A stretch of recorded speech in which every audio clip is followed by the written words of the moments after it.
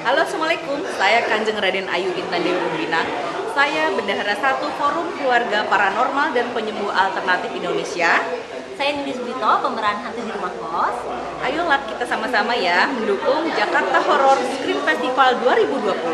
Lewat talk show film horor setiap malam Jumat jam 7.30 hanya di Kopi Lali Bojo. Jangan lupa ya. Nantikan di talk show-nya ya di malam Jumat jam 8. Tentunya tepatnya di mana? Di Kopi Lali Bojo. Tentunya bersama kita semua ya. Ih, ngeri film horor, Bro. Borong. Yuk.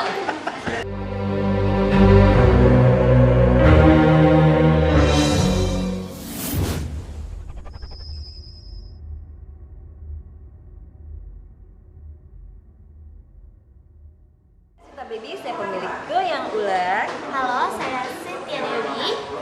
Yuk kita dukung Jakarta Horror Screen Festival 2020 Lewat talk show film horor di setiap malam Jumat jam 8 malam hanya di Kopi Lali Bojo.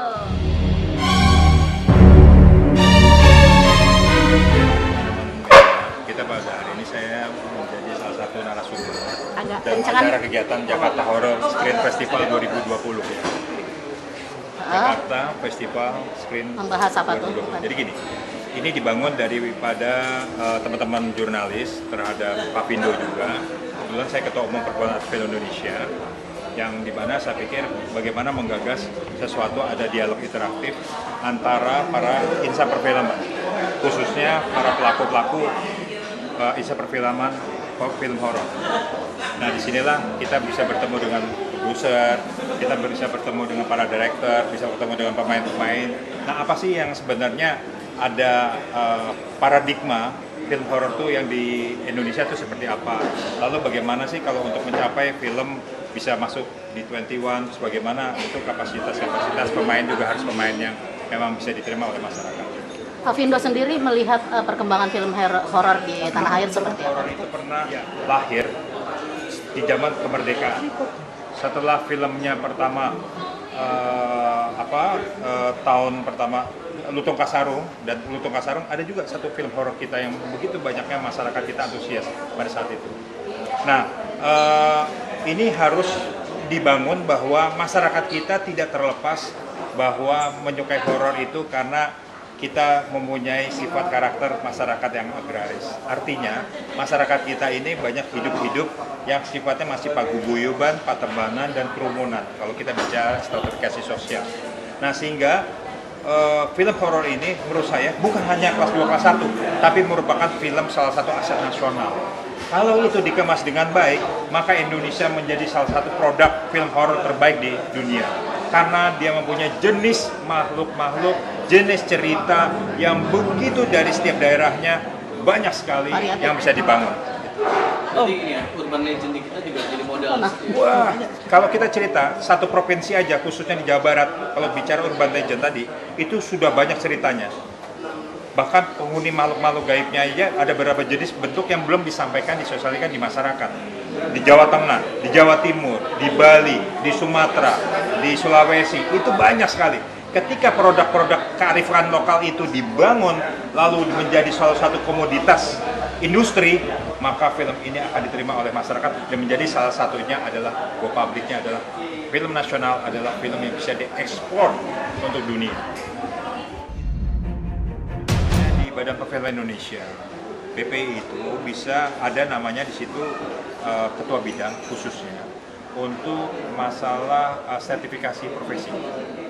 Kita harus melahirkan di sini dulu. Saudara-saudara kita itu harus melahirkan punya sertifikasi profesi. Artinya, ketika Anda punya sertifikasi profesi, Anda diakui eksistensinya baik di dalam negeri di luar negeri. Itu dulu yang pertama. Bisa melihat nilai berapa sih angka-angkanya dia. Karena sertifikasi profesi sama di wartawan. Harusnya punya, kayak di lawyer juga ada kok sertifikasinya kan. Dia punya KTA, dia pun diuji, pantas tidak menjadi seorang advokat. Nah, sama. Saudara itu harus ada penilaian. Penilaiannya secara benar-benar objektif. Pemerintah yang menilai, oh iya, Anda cocok nih jadi saudara ini, Anda cocok genrenya horor, genrenya drama, genrenya ini. Itulah bisa manfaat. Pemerintah yang melakukan bukan dari organisasi. Kalau organisasi kan mengusulkan. organisasi mengusulkan siapa nih yang kira-kira pemerintah bilang dari Papindo, Parvi, entah dari siapapun, para sineas yang akan diutus oleh pemerintah untuk diuji sertifikasi. Kita sebutkan.